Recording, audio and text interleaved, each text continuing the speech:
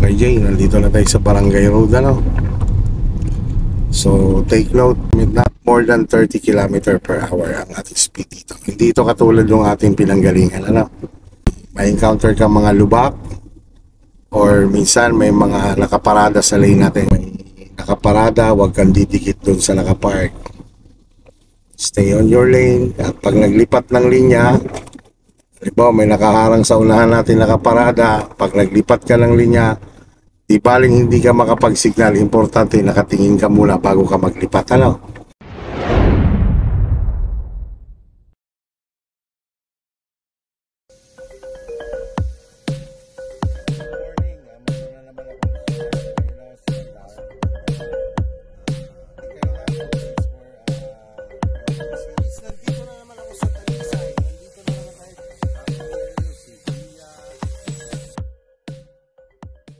Hindi porket maluwag o walang mga tao ay tayo ay magpapatakbo ng more than sa limit ng speed dito, no?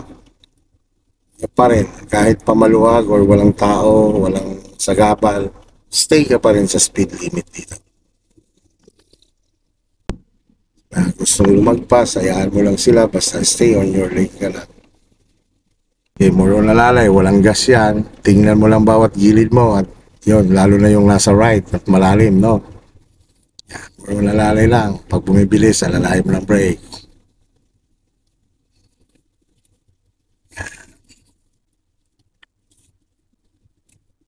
alalay lang, yan, alalay talaga, alalay, yan, liko, alalay, liko.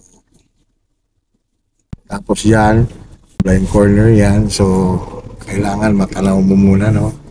Gandaan ka talaga dyan. Ang paa na kay brake. Yan. Okay, clear, liko, gas. Sige, gas. Sige, gas. Sige, more on gas ka naman. Balik ang manubela, balik. Gas. Sige, gas. Sige, gas ikaw, gas. Gas.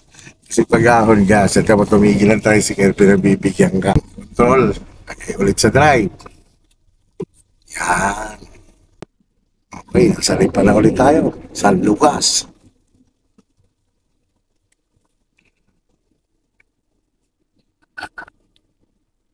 Okay, nasa Plaridel na tayo.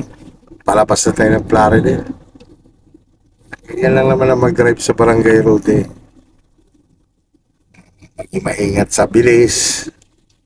Maging alerto ang mga mata sa mga kasabayan, lalo na dito, hindi mo maintindihan minsan, bigla na lang natigil, no?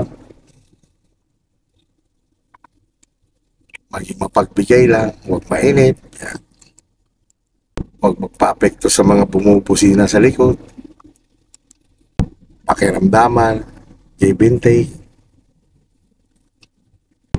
Yan. May intersection dyan, may kantuan dyan, slow down ka, observe mo siya, no? Kasi nga, may mga driver o rider na bigla na lang dire-diretso.